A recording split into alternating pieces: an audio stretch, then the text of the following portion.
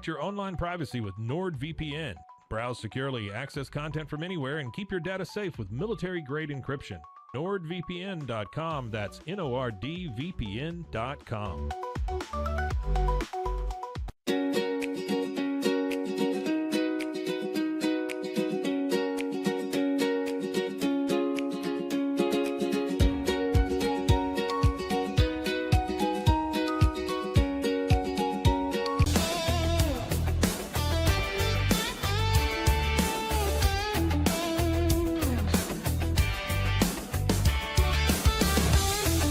Not just a glove, it's a 44 Pro. Crafted with dedication, made for performance, and built to last. Get your custom glove today at 44pro.com and experience the 44 Pro difference. That's 44pro.com, 44 Pro.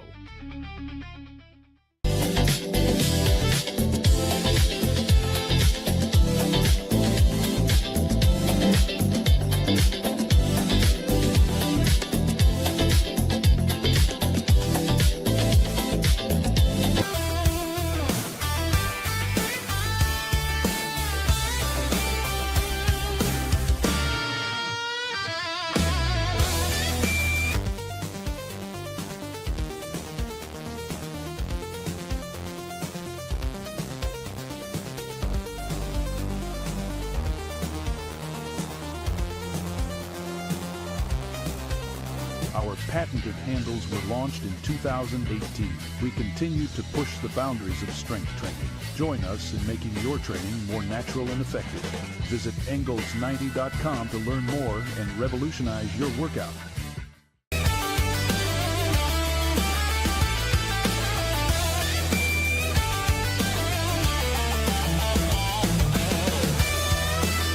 Looking for tickets to the hottest shows, games, and events? Ticket Liquidator is your one-stop shop for great prices, no hassles, and guaranteed tickets. Whether it's sports, theater, or concert, for the best seats at the biggest events, start with Ticket Liquidator today at ticketliquidator.com. Ticket Liquidator.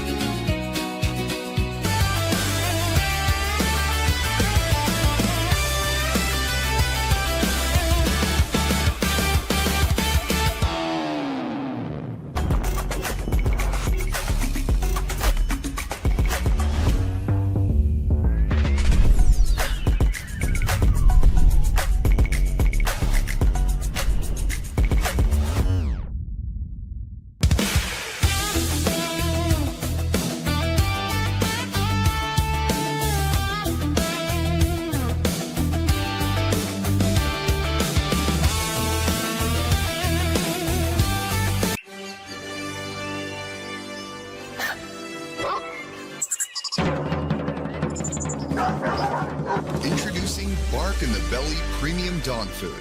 100% of profits go to help dogs in need. Over 30% of adults struggle with chronic foot and joint pain, and many face mobility limitations as they age. But a revolutionary Comfort First slipper has taken the wellness world by storm. Try Cloud Slides and feel you are walking on the clouds. Cloud Slides.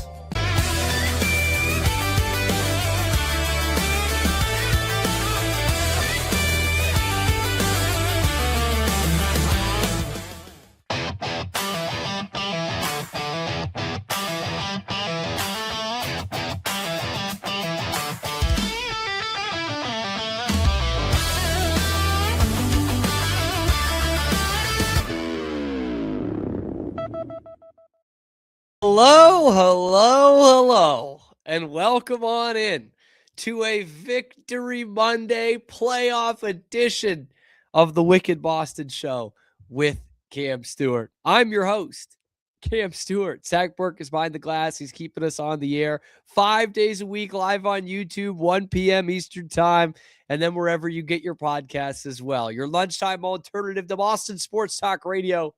Just the stuff you like without any of the BS is right here on the Wicked Boston Show. Man, what a morning it is. People letting everybody like cut in front of them at dunks. No one honking their horns on 93. Just locked into the fact that the Patriots put belt to ass, at least the defense did, to the LA Chargers and are moving on to the divisional round after a 16-3 victory. Man, it was not always pretty, but we will take that every single time. We're going to go through the good, the bad, and the ugly from this Patriots win. We will have our insider, Mike Debate of Sports Illustrated, joining us. Second segment, talk about exactly what went right in this game, maybe some concerning things, and most importantly, who are we rooting for tonight? In Steelers-Texans, winner gets to come to Foxborough next Sunday. Bummed it's not on a Saturday. And Saturday night, I was pretty bummed because the Red Sox just continue to embarrass me, man. Alex Bregman signing with the Cubs, what that means for the Red Sox. Like, I just hate that we have to do that on a Victory Monday, but we do. It's the biggest news of the Red Sox offseason so far, and it shapes how this entire fan base will continue to think about this penny pinching, not interested in winning, yacht riding, football club owning friggin' ownership. We're sick of this shit, man. We're sick of selling off our best players for pennies on the dollar, selling your other teams that you have, and still pocketing all the goddamn money. All that and more coming up on this episode of the Wicked Boston Show with Cam Stewart. But we start where we start, and that is a good thing, okay? The Patriots are moving on. First playoff game in 4 years, first playoff win since Super Bowl 53. But the Pats really, really put a hurting on the Chargers in that game last night. It's funny, man. I haven't heard much. Haven't heard much from the Chargers fans in this. We were getting a lot of comments last week about how the Chargers are going to come in here and shock everybody and bolt up, and Justin Herbert's going to put all the demons behind him. And Drake Maye, he doesn't know shit. Patriots haven't played anybody. Y'all gonna learn.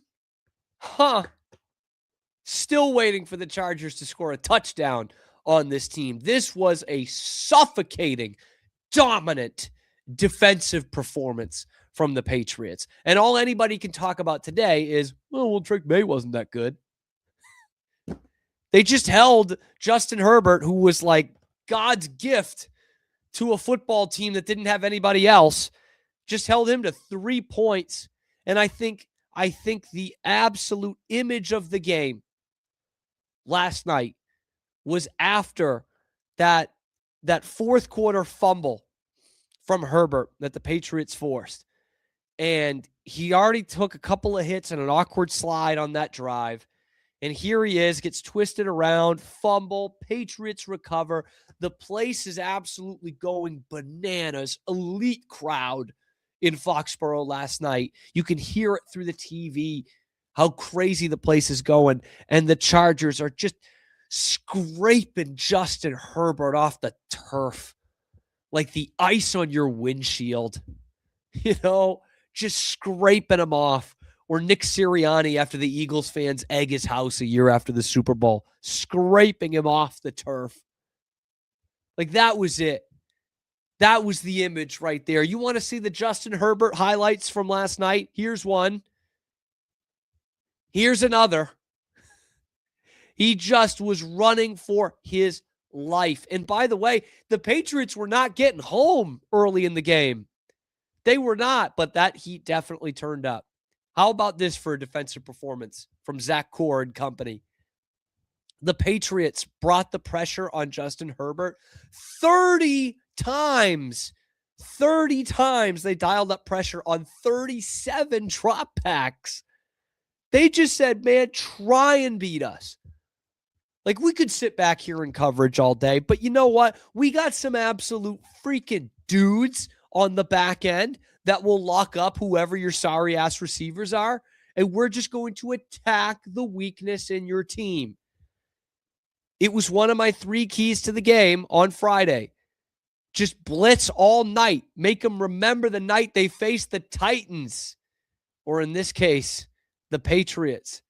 Just crush them. 11 hits on Justin Herbert. 6 sacks.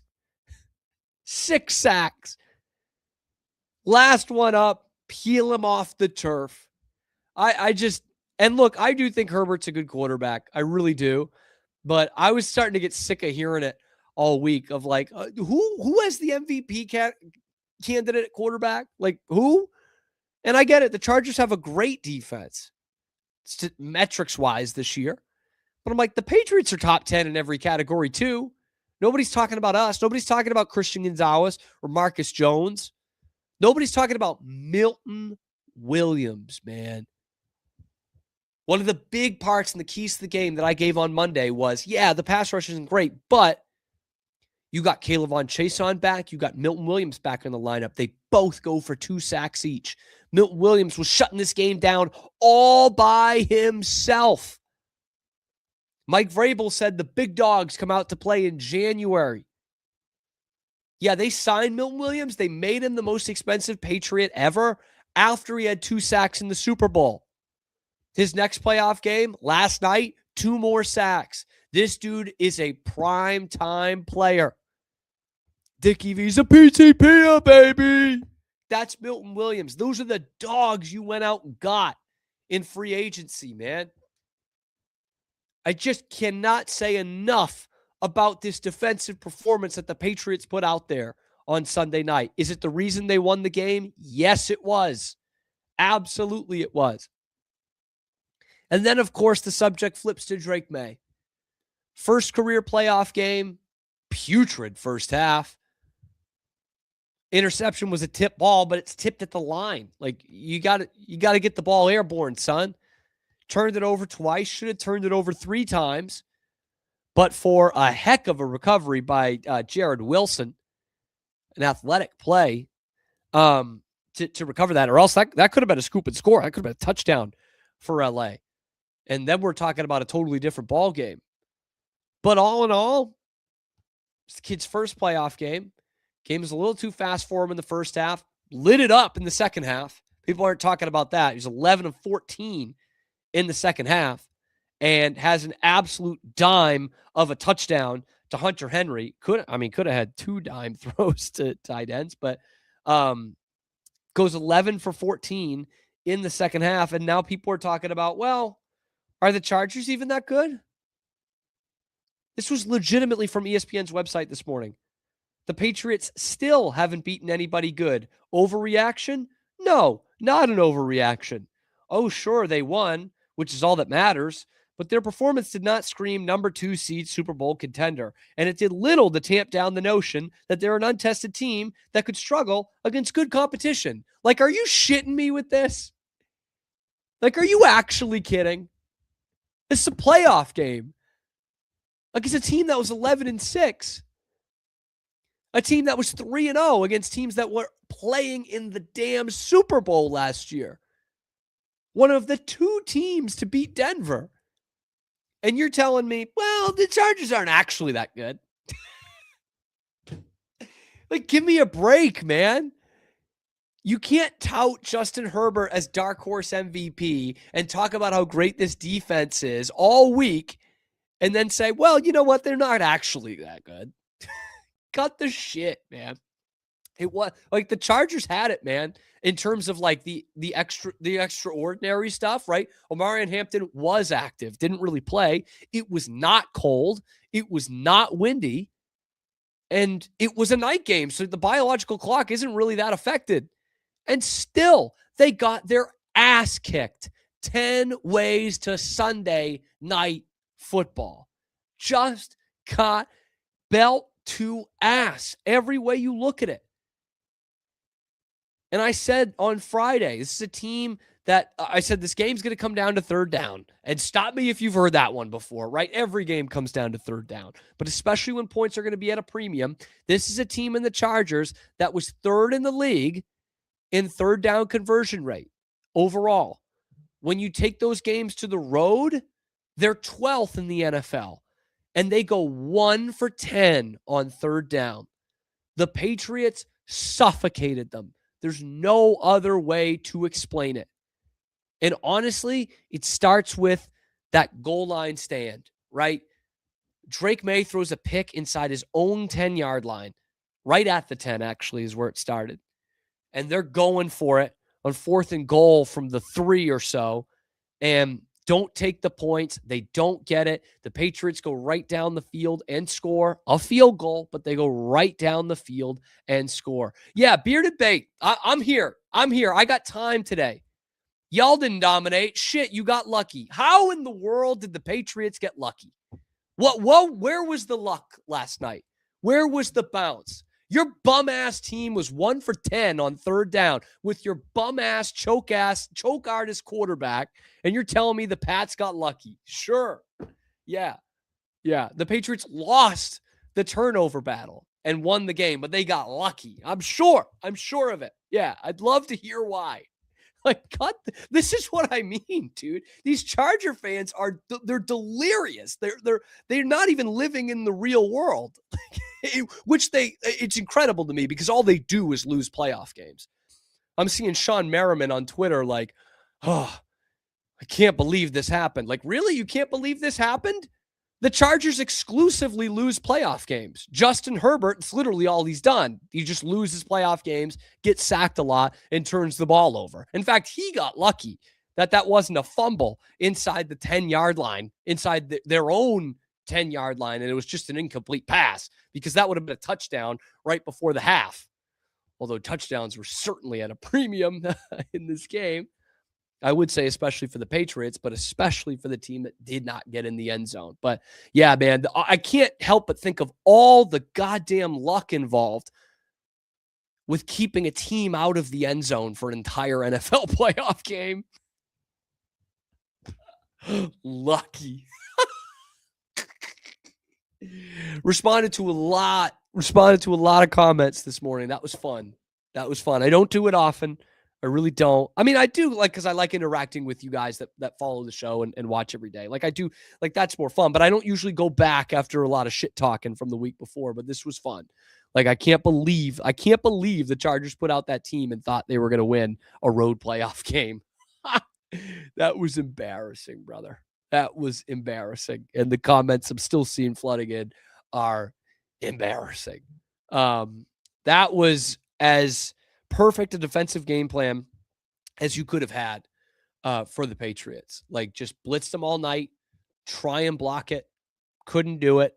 Never made the Patriots pay. Never did shallow crosses. I'll tell you who had an awesome game. And I never say this, but I'll tell you who had an awesome game.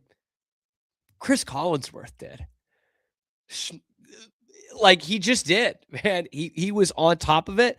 The whole game, he was breaking down things that the Patriots were doing well that the Chargers weren't doing, including what I just mentioned. Like they weren't running shallow crosses. They weren't doing anything to make a team pay for blitzing the whole night.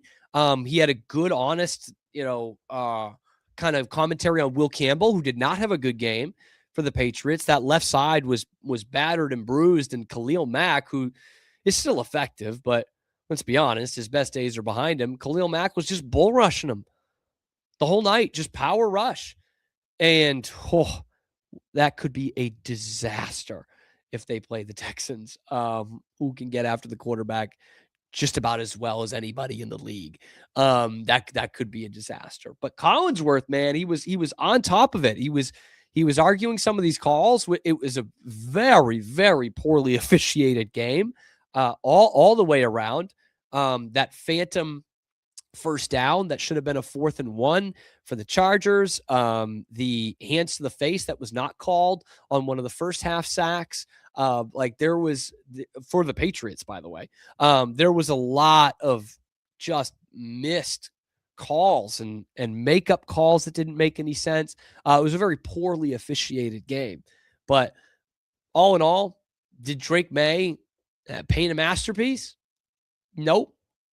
But for a kid playing in his first playoff game ever, after the pressure of this season at 14-3, the kid looked pretty serviceable. I'll say that. Bad first half, pretty damn good second half. You obviously need to score more than one touchdown to win your remaining playoff games, I would say. I don't even think CJ Stroud is as bad as Justin Herbert when it comes to the playoffs.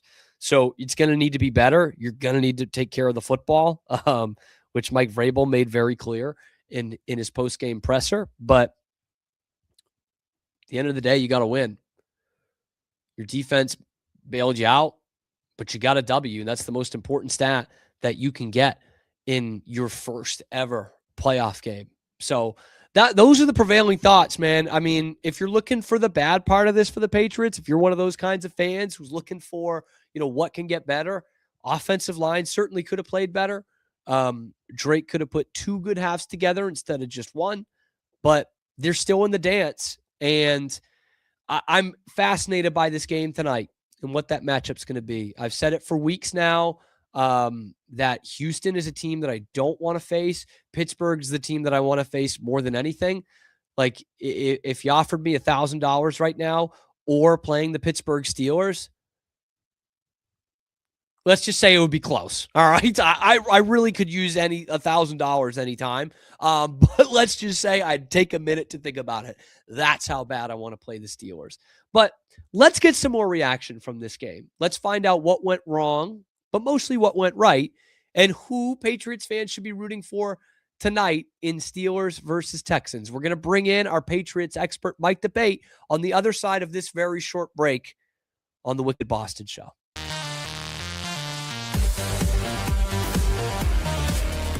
Dive into adventure with Scuba.com, your ultimate destination for top-tier scuba and snorkeling gear. Whether you're a beginner or a pro, trust Scuba.com for the best in diving equipment and expert guidance. Explore now at Scuba.com. That's SCUBA.com. Scuba.com. It's the Restore Clarity Focus Patch, my little secret weapon for staying sharp, focused, and on task. Each box comes with simple instructions inside, so you always know exactly how to apply it. Each patch lasts for 3 days. I love that I can wear it all day. This is what $500,000 in a duffel bag looks like. Actually not real. That's because it's actually prop money. It looks realistic from a distance, but up close you can see it says for motion picture purposes. Visit propmoney.com today to get your money seen or money shot right with Prop Money Inc.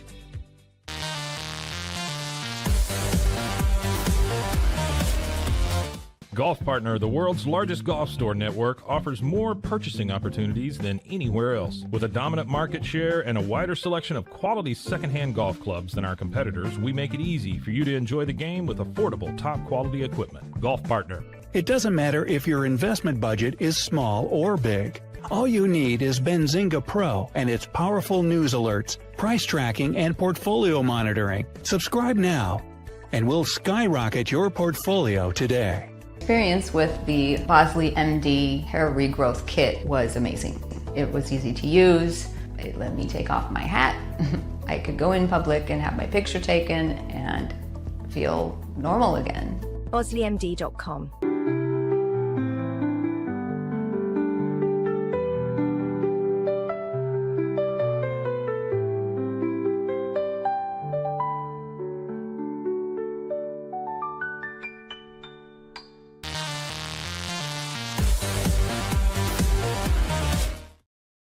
Back here on the Wicked Boston Show, Rogue Media Sports Network, your host, Cam Stewart, Zach Burke, keeping us on the air.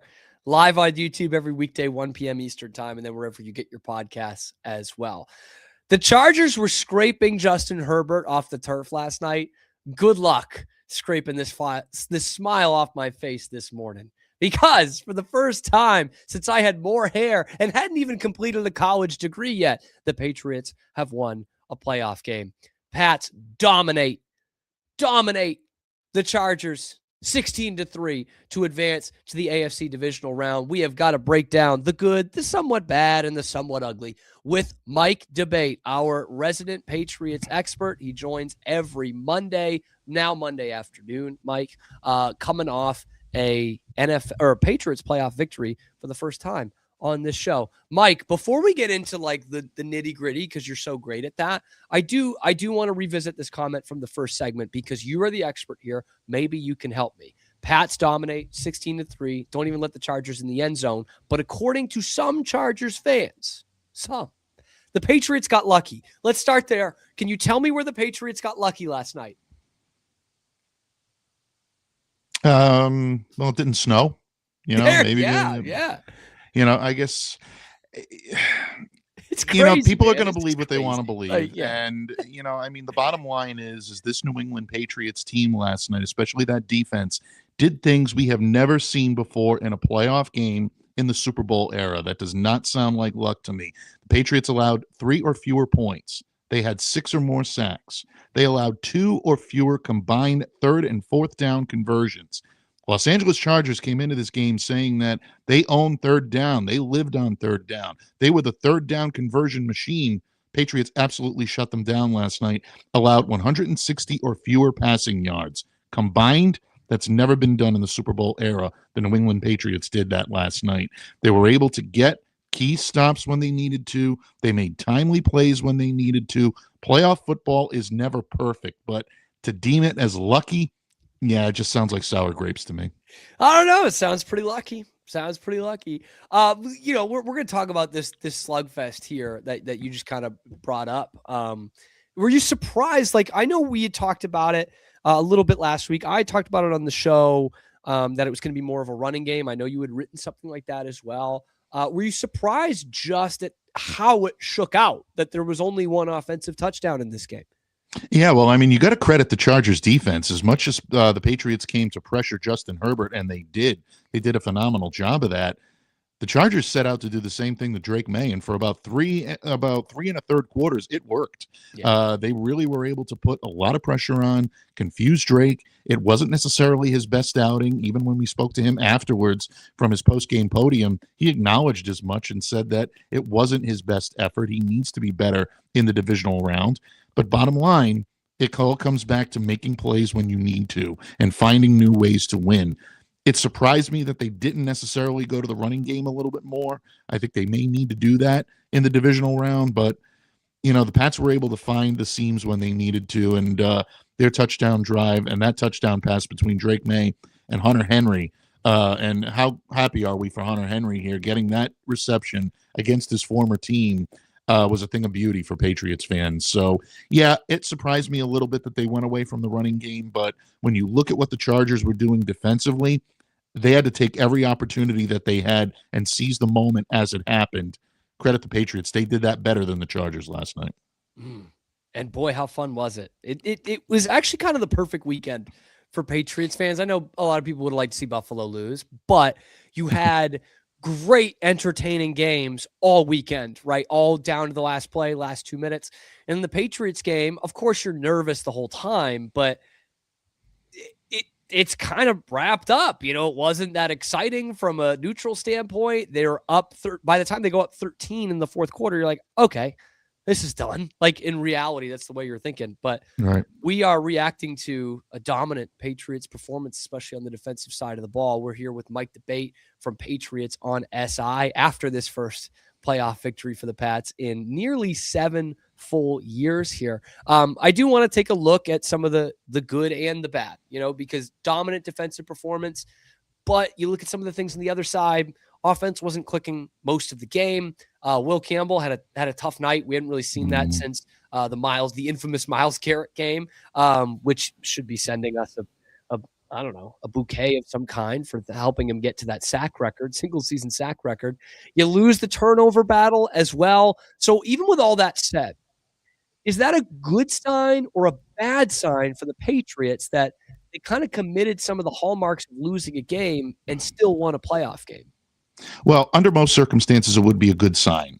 They put out a poor effort, and we're still able to take the opposing team's best punch and counteract it. You always want to see that in the playoffs. So the Patriots showed a lot of tenacity. They showed a lot of toughness. They showed resilience and determination. And those are all factors in a long playoff run. We've seen this Patriots team, well, not this iteration, but we've seen this Patriots franchise do it time and time again, come back from difficult losses and be able to apply what they've learned, come back from difficult situations within the game and apply what they've learned.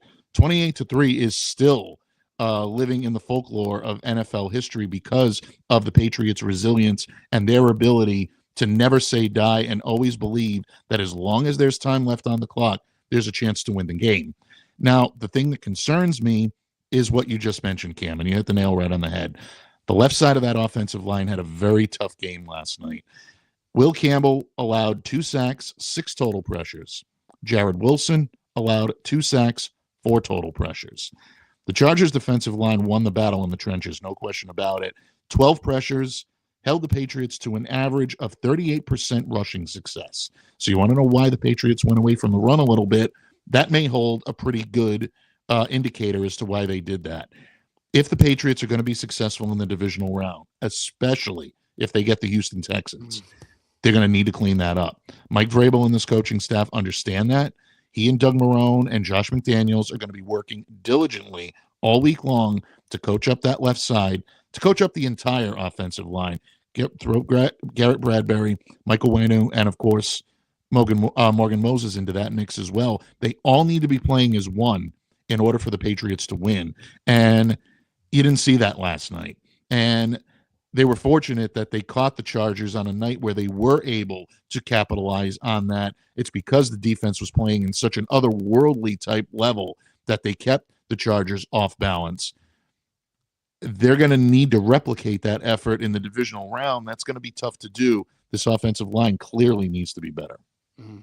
Let's talk about that defensive effort that you were talking about a little bit right there. Okay, because I heard all week about how great Justin Herbert is and what a great job he did this season. And you know what? He did do a great job this season, getting them there and being as good a team as they were at 11-6 and some key signature victories with some big time players out of that offense, especially on that offensive line. But Mike, I mean, they put him in a blender last night. How did the Patriots defense just shut down Justin Herbert and this Chargers offensive attack? I think the best thing that they did all night long was sending pressure from the second and the third levels. They did not let up. They did not take their foot off the accelerator. They kept going. Now, even though the Patriots four-man rush did struggle a little bit in this game, they only generated, I believe, 18.2% pressure rate on the dropbacks with a four-man rush. They still maintained their dominance by holding the line and making sure that all three levels were solid. And I want to give an awful lot of credit to that secondary as well, the cornerbacks. Christian Gonzalez had one of his best games of the year. Certainly hope he's going to be okay. Our sharp eye is definitely focused on concussion protocol and what it means for him this week. But I thought Carlton Davis stepped it up after a couple of questionable moments in this game. He had more good than he had bad. Craig Woodson led the team in tackles. Robert Spillane coming back into this definitely helped the Patriots' run defense, and it helped the pass rush, and it allowed guys like Milton Williams and Christian Barmore and Caleb Von Chiason to get after Justin Herbert and make life difficult. That defense works so much in tandem, hand in hand with everything that they do at all three levels. To have all three levels playing at a high level really helped the Patriots last night. So that defensive effort was a team effort, and they should all be proud of what they did on the field in Foxborough last night. Yeah, and you started to see the last couple of weeks of the season, specifically that Miami game, the last regular season game, they're dialing up some pressure from the defensive backs. And I think Marcus Jones did a sack in that game. Yep. And you're like, that might be like a way where they're working around some of their, some of the kinks in the armor where they're not a great pass rushing team and they're figuring it out. And the way I kind of thought of it last night was that old Satchel Paige thing where he would apparently tell the outfielders to come in and the infielders to come in. And he'd be like, I'm just going to strike them out. Like that's almost the reverse, right? Maybe it's oversimplifying, but Zach Corr's like, you know what? I can leave my guys on an island. I can leave Marcus Jones on an island. I can leave Christian Gonzalez on an island. To some extent, I could do it with Carlton Davis as well. Everyone else come.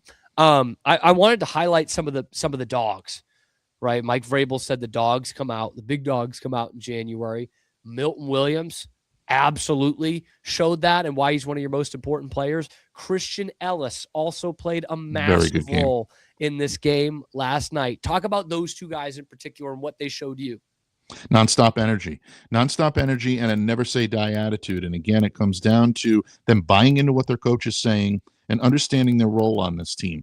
Milton plays such an intricate role, and you saw it when he was absent, and the deficiencies in the run defense and how they started to regress a little bit, and maybe a little bit of a weakness in the pass rush. The Patriots now have that swagger back. And I want to give a tip of the cap to Harold Landry as well, being back in the lineup, because his presence also was a big factor in the Patriots getting more aggressive last night. But Ellis continues to be that under-the-radar guy that's not going to show up and wow you in the stat sheets, although he did have an impressive stat sheet last night. He's not one that's going to get a whole lot of national press because of names like Milton Williams and because of names like Chiason that are outshadowing him right now when it comes to the big play. But Ellis is always involved in every aspect of where the ball is on the field. He draws a beat on it, and he makes sure to put himself in the line of play to make something of himself every single time that ball is snapped. Can't say enough about those guys and their presence on this team. Veteran leadership, but most importantly, solid prowess on the field. And you see the result. That Patriots defense was dominant last night against, by the way, a Chargers offense that came into this game playing very well. That's a good Chargers offense. I know they had some issues with the running game, and people are going to say, well, Hampton didn't get a chance to really play as much as he could. It's still a solid rushing attack, and they have pass catchers that can make you pay for mistakes. So for the Patriots to do what they did to those guys last night really tells you a lot more about how good the Pats defense is than how bad the Chargers offense is. That's got to be the takeaway. It has to be. Like, you can't hype up Justin Herbert to me all week and then say, oh, well, they just stink. Like, and then I'm seeing some of that. Like, I'm just like, what? Yeah. But the Ellis thing, it feels like every decade or so, you get one of these games where, and it started with Teddy Bruschi wearing this exact jersey I'm wearing right now in the 96 championship game with Mark Brunell at quarterback, where you have a linebacker who spies, you have an athletic guy. And I think that was probably a Belichick move, assistant head coach and secondary coach that year. But I think that was probably a Belichick more than an Al Groh move in 96. And Ellis played it perfectly last night. And you had a guy running for his life in Justin Herbert. And again, they kind of had to peel him off the turf a couple of times. It was emblematic, I think, of the Chargers season that happened. But let's look at the offensive side of the ball, because we have to ask about this every week. Drake Maye, first career playoff start, bad first half, good second half, although some points still left on the table. Vrabel, you saw it in the post game, was like, you got to protect the ball a little better. How would you grade Drake Maye's first career playoff start? I'd give him a B. And I know a lot of people are probably going to look at that and say, well, that's a little high considering that he fumbled the ball. He threw an interception. For 3+ quarters, he didn't look like the Drake Maye that is in MVP contention. But what do great players do? They identify what they're doing well. Excuse me. They also identify what they're doing wrong. And that's exactly what he did. He understood that what he was doing was not working. So what's the best way to try to help neutralize that Chargers pass rush and that aggressiveness up front? You call your own number. And he did it on a couple of occasions, ripping off a 37-yard run, the longest in Patriots history in the postseason by a Patriots quarterback. And then he gets the chip runs that give you an opportunity to get into scoring position. Once he found his rhythm, then he was able to start hitting his pass catchers. And credit to Kayshon Boutte, who stepped up big time, because the Chargers made it a point to take away Stephon Diggs. They were not going to let him beat them last night. They did a fairly good job of taking him out of the rotation. Boutte stepped up, and I thought he played well. In order for the Patriots to do that now against either Houston or Pittsburgh, they're going to need more than Kayshon as a pass catcher that steps up, because you got to figure Pittsburgh or Houston is going to try to take a page out of the Chargers book and try to keep Stephon Diggs on ice. If they do that, Patriots need to get more from those pass catchers. But I thought Drake Maye settled down in the second half, and I thought he saw the field a little bit better. And that led to the first Patriots touchdown drive in the fourth quarter that gave them the lead and put them on top for good and for keeps in this game. So ultimately, I think he showed that even when he doesn't have his best stuff, he can still get inventive and find a way to beat you. Can't ask for more in an NFL quarterback. I mean, yeah, and you mentioned it there. It's like, yeah, we see the warts, we saw it in this game. But how about this for a stat? Youngest player in NFL history with 250 plus passing yards and 50 plus rushing yards in a playoff victory. And maybe the last part's the most important part. It won the game. That's it. Not Justin Herbert sitting there at age, 28, 27, 28, trying to figure out when he's going to win his first playoff game. Drake Maye 1-0, so that's a huge part of it. Before we look at the game tonight, I do want to ask about Ramondre Stevenson. That's a guy who we were highlighting. I mean, the last 4 weeks of the regular season, he was on fire. And, some of us cynical fans are waiting for the ball to come out of his hand, and waiting for that to happen again. But I'm sitting there watching the game last night, Mike, in the second half in particular. And I'm like, man, I'd love to get the run game back. I'd love to have Ramondre with an 11-yard run right here, and start running the ball down their throat, wearing them down a little bit, because you don't really do that with Travion Henderson. And I'm sitting there thinking, except the fact that the Patriots can't do that because Ramondre needs a break. He's their best receiver. He's their best pass catcher right now. The dude needs a break. I guess I'll phrase it this way. Is that a good or a bad sign that Ramondre Stevenson has been your most effective pass catcher the last couple of weeks? Well, in terms of him being your best pass catcher the last couple of weeks, I'd say that's probably not a good thing. You definitely want your receivers, your tight ends to take the majority of those reps. So the Patriots are going to try to figure out a way to get the receivers more involved. But when it comes to Ramondre being a dual threat, anything he does on the field right now that is on par or greater than what he's doing right now is a clear positive for the Patriots. There's no downside to anything that he's doing right now. We talked about it before, Cam. The colder temperatures are arriving. The Patriots are hosting the divisional round. You want to make sure that that running game is firing on all cylinders. And right now, because of Ramondre Stevenson and some solid complimentary running from Travion Henderson, I don't want to leave Trey out. He's done a great job as well. But Henderson is playing some of the best football of his career. He's really picking the right time to peak. Rushed the ball last night, 53 yards, 10 carries, caught 3 passes, 75 yards. When you needed a big play, Ramondre delivered. And I can tell you, I have not heard Gillette Stadium roar that loud in quite some time as when he hauled in that pass for 48 yards with the catch and run. That was a huge, huge turning point for the New England Patriots. He won Offensive Player of the Week last week for a good reason. He dominated the Patriots offense, and I do believe that having him healthy and capable of shouldering that extensive load because of the fact that maybe some of his teammates around him may need him to do that, he really does show that the Patriots are well equipped for a deep postseason run as long as he's playing at a high level. Well, in order to give a deep postseason run, you got to win next week. And before you win next week, we got to figure out who they're playing next week. Monday Night Football, Steelers, Texans tonight. I want your thoughts on these two teams, but mainly what I'm looking for, Mike, is who should Patriots fans be rooting for tonight? Who is the more favorable matchup? Well, if you're going based off pure fan bases, I would probably say Patriots fans would rather see the Texans coming to town. But if you're talking logistics and you're talking what opposing teams do well as opposed to what the Patriots do well, I can't imagine any Patriots fan in their right mind wanting anything to do with that Texans pass rush right now. That is a lethal force. And if you thought that the Chargers pass rush was potent, and believe me, they were, wait until Will Anderson comes to town. Wait until Danielle Hunter comes to town. Those guys absolutely can take over a game, and they can make you pay in so many ways. And look, bottom line, they've got some players on the secondary as well that can cause havoc and be a problem for Drake Maye and the pass catchers. Derek Stingley is definitely one of the better corners in this league. Jalen Petre is definitely great in the safety position. Miles Bryant is their nickel corner right now. So Patriots fans know him very well. Yeah. The Texans have weapons on offense as well. I don't want to make it seem like they're a one-trick pony where they only have a defense and not much on offense. CJ can make plays. We've seen him do it.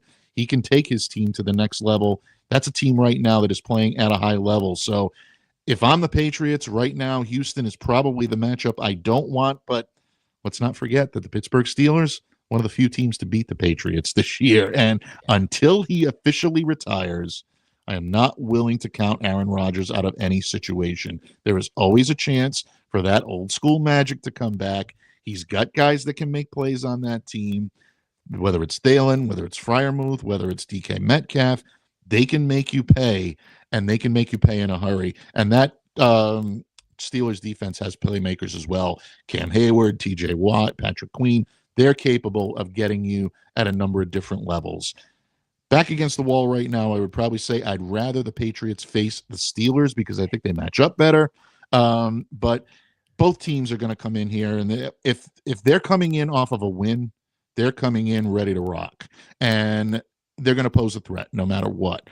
The question is, what do the Patriots do to counter it? I think they have the horses to hang with either team, but because of the problems that O-line is having right now, I'd rather them not have to face that fearsome Houston pass rush. Oh, me neither.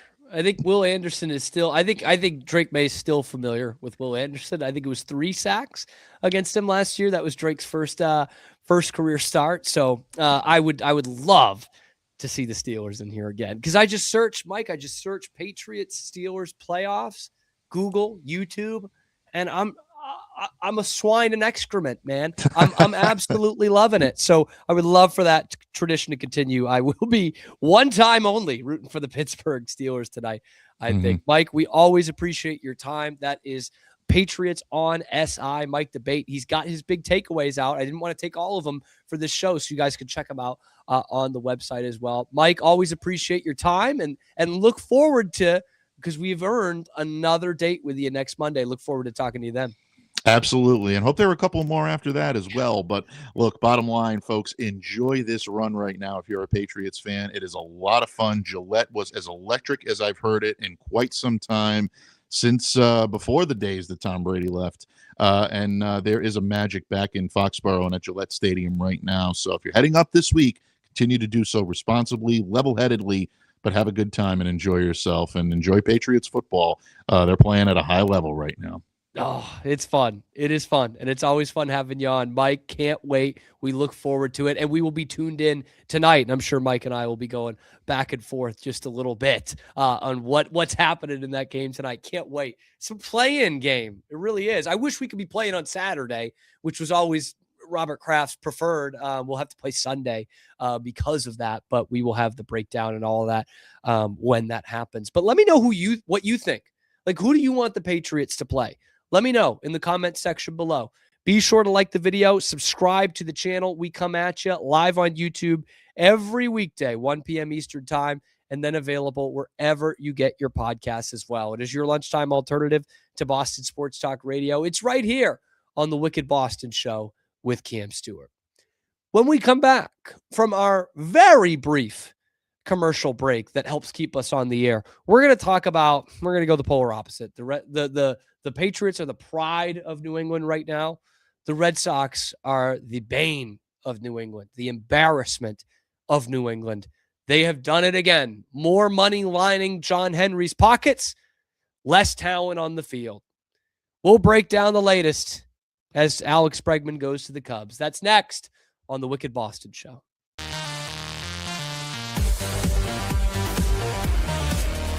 It's hard to find supplements that work.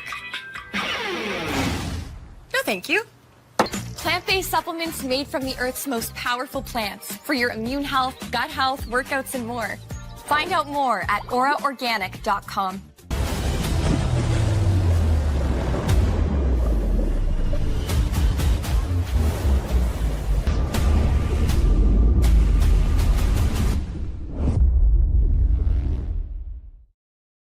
BadCreditLoans.com is a pioneering service provider that has carved a reputation in the financial industry. Simple, fast, and reliable loan application process. And its commitment to responsible borrowing makes it a trusted partner in the journey towards financial stability.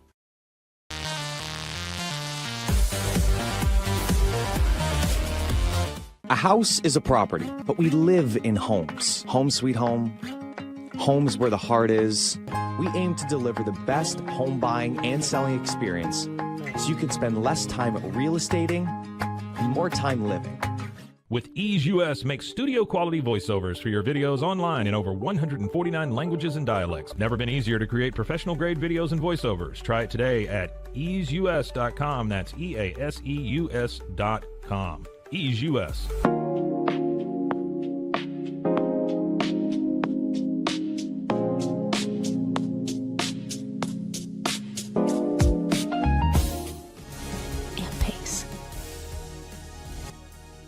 Nalgene Outdoor has been your trusted companion, fueling adventures and helping protect the planet. We're committed to reducing waste, improving access to clean water, and providing simple, safe, and sustainable products for you and your family. NALGENE.com.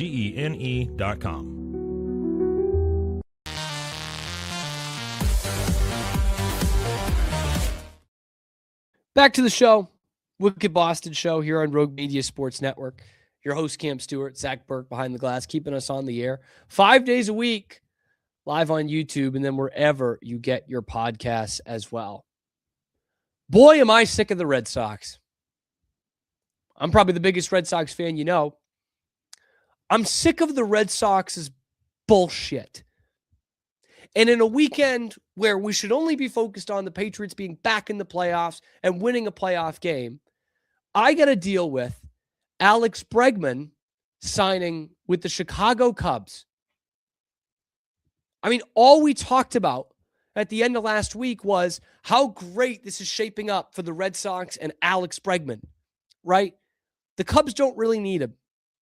The Diamondbacks are saying, hey, we're not trading Ketel Marte, and if we don't trade Ketel Marte, we're not signing Alex Bregman. The Red Sox should have been bidding against themselves. But they cheaped out once again, and Alex Bregman is going to be playing for the Chicago Cubs. And what did the Red Sox get?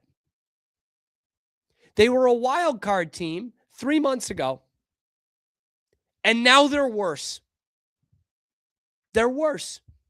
The Yankees are already better than them. The Blue Jays were better than them and have arguably gotten better. The Orioles were sneaking up on everybody's ass last year, the second half of the season. They got better. The Red Sox have not even stayed neutral. They've gotten worse without Alex Bregman on their team. This is a colossal fuck up. Just an unbelievable fuck up. This will be in textbooks for years to come. Pulling a Red Sox. You bring in Bregman last year. Okay, let's set the timeline here. You bring in Bregman as a free agent last year. That was a good move. That was good and shrewd and awesome. Finally, you spent some money on a free agent that actually is worth a shit. Finally, okay? Love it. And then there's the whole drama with Rafi Devers and nobody telling him that he's not going to play third base anymore. I mean, first off, come on. You bring in a Gold Glove third baseman and the alternative is Rafi Devers. You're not playing third base anymore. But that becomes a whole thing because the Red Sox don't even friggin' talk to the guy. Like, that's just poor management. That's bad management. And then it becomes this whole saga. And Rafi's being a bad teammate. And he's not going to move to first base. And then you trade him. Which in no way was good. In no way. The only slight modicum, like little tiny factor you could say, okay, maybe this will be okay, is if you extend Alex Bregman. Because then you're not even really worrying about third base. But no. You traded Rafi Devers for pennies on the dollar so that you could clear $31 million off the books for the next 8 years. And then you don't even extend Bregman. You cheap, lying, conniving fucking assholes who run this goddamn team. Like, I'm sorry. I'm sick of this shit. We're all sick of this shit. You pulled the wool over our eyes one too many times. We're not buying into it anymore. Oh, Cam, well, there's plenty of time in the offseason to go and sign someone. That's true. Who are you going to sign? Are you going to go $300 million for Bo Bichette, who's not as good a player as Alex Bregman? Is that what you're going to do? Because they wouldn't take $5 million off the AAV for Alex Bregman. Why on earth would they go $300 million for Bo Bichette? You can trade for Ketel Marte, whose numbers offensively the last 2 seasons were better than Bregman's. But that asking price just went through the roof because there's no one else to get. You idiots. I'm so sick of this, man. All it is more money for John Henry and his yacht. He's selling teams. He's selling his best players. And then he's not going out and getting anybody because he doesn't give a shit about winning.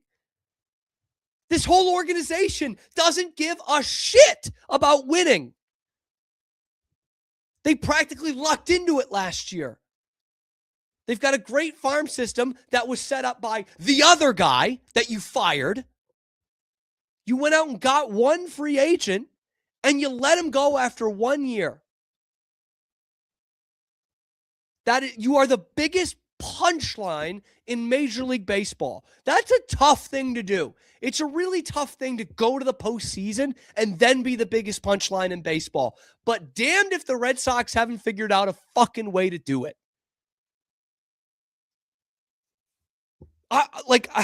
How do you blame the people who are going to be showing up to Fenway with paper bags over their head? Sell the team. Sell it. Get someone in here who cares about winning. This ownership group used to. They used to care about winning. That went out the door some years ago. For what reason, I don't know. But suddenly, the more they buy, the more they are pinching their pennies. It's an embarrassment to go out on the street wearing Red Sox stuff at this point. Teams are laughing at you. The Baltimore Orioles are laughing at you. The Blue Jays are laughing at you. Sure as shit, the Yankees are laughing at you. There's still a small minority in this fan base that will defend this move for reasons I have no idea, can't even begin to understand. And there's still a small minority in this fan base that will defend the ownership group. We're spoiled. They brought us 4 World Series titles. But let's just say you're married for 25 years. You have 4 great kids. And then the last 7 or 8 years, the husband just starts beating the shit out of you. You know, throwing you down the staircase, slapping you back and forth in front of the kids, all that. Is that a good marriage? Do you look back on that and say, man, that's a good marriage?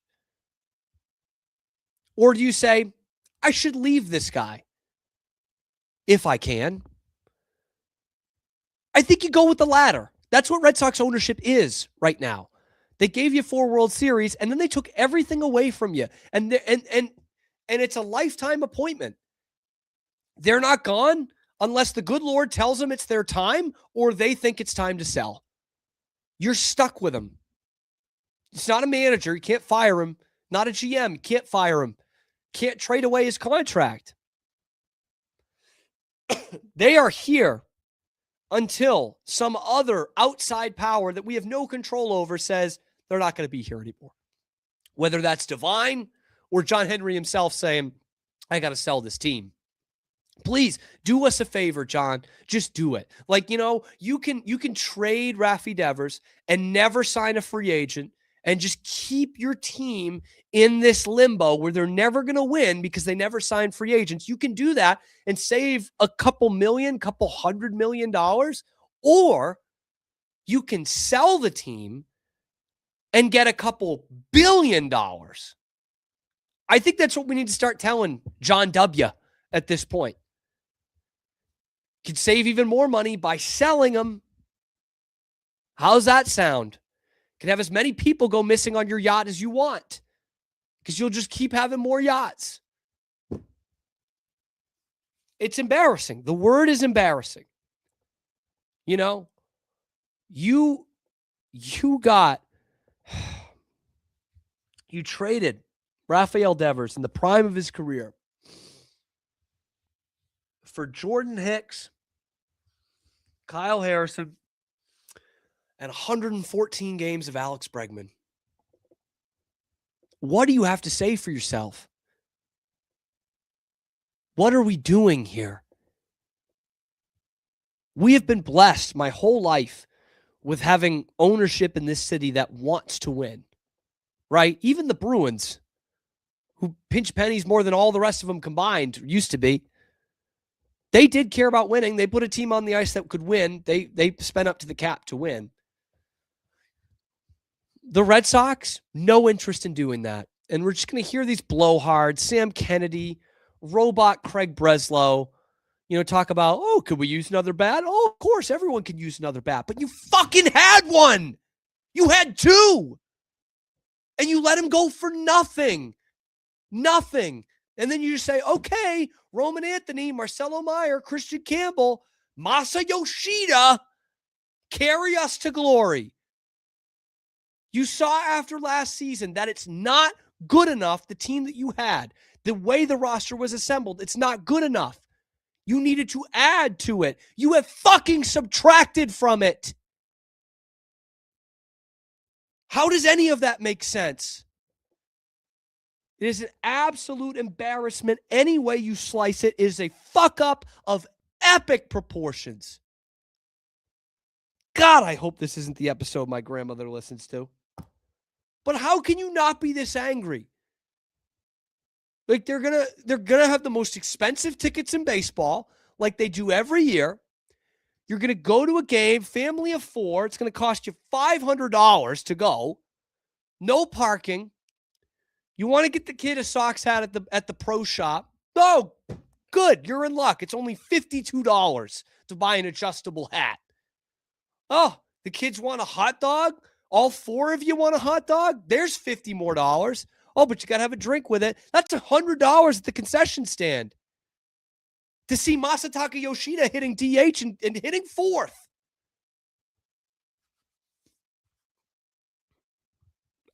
I wish I could give up on it. I wish that come April, I wouldn't watch it. But I'm one of the suckers. And John Henry and Co. and Linda and all you guys, you lucked out. You lucked out in a way. Or maybe you knew this whole time that you could kind of wet our beaks for a little bit, and that this is the most passionate baseball city in America, and that after that, after you got half the hot dog on the string, that you could just do whatever you wanted. They're still going to show up. People are still going to, America's most beloved ballpark. People are going to travel and see us. All these pink hats are going to fill the fucking ballpark every night with the most expensive tickets in baseball. What do we don't have to put a good team on the field. We don't have to spend money. We don't have to go out and get free agents. We'll just say it's our philosophy. Like Alex Bregman is not like he's barely taking a pay cut here from the $40 million he was getting last year.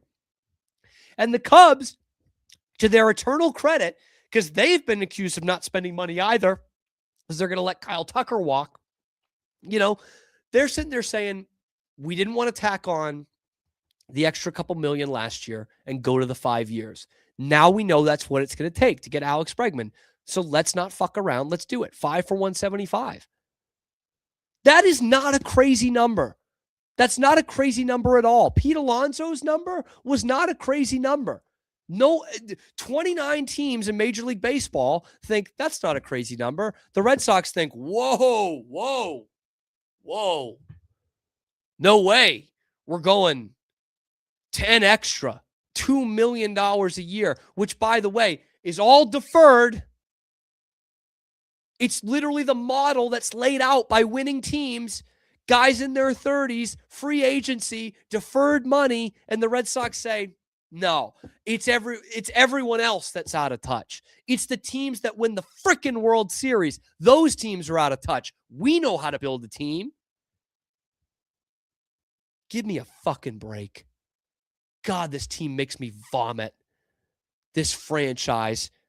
And they think, we'll pay Alex Bregman for 1 year, and then we'll be able to tell the fans every year that, hey, what do you want? We win all. I mean, we spent money on Alex Bregman.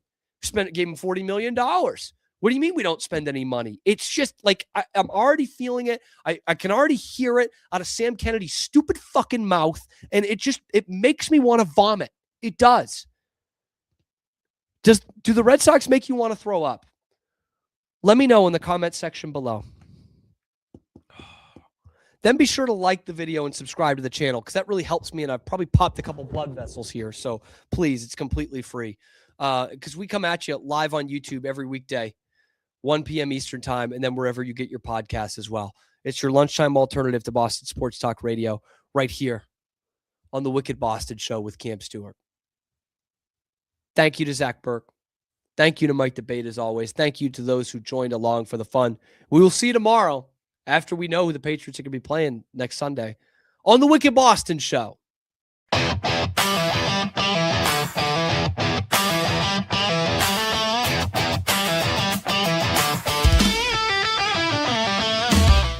Relax with Hemp Delicious. Organically grown hemp, massively blended with delicious organic herbs, responsibly sourced for their holistic benefits. Each sip offers calming, antioxidant-rich wellness. Brewed just for you. Sip the calm with Hemp Delicious.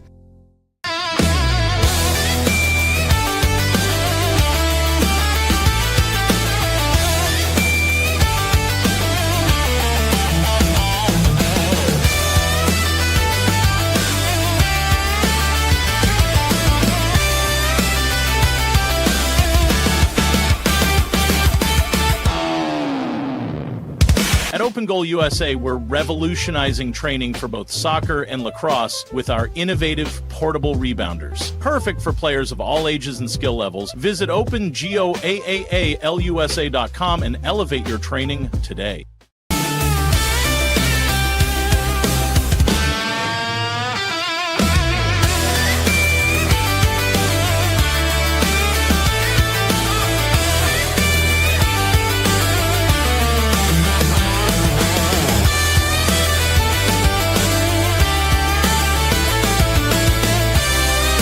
Farmhounds offers natural treats and chews made with quality products that support family farm, regenerative agriculture, and humane farming practices. Give your dog the best with wholesome, organic ingredients that promote health and happiness. Shop now at farmhounds.com.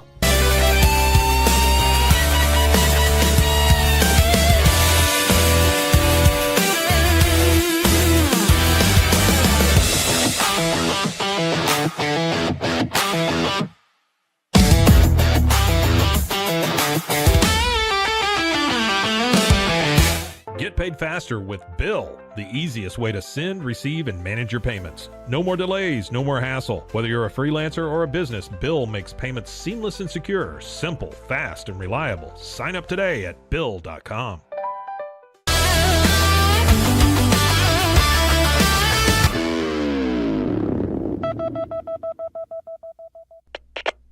We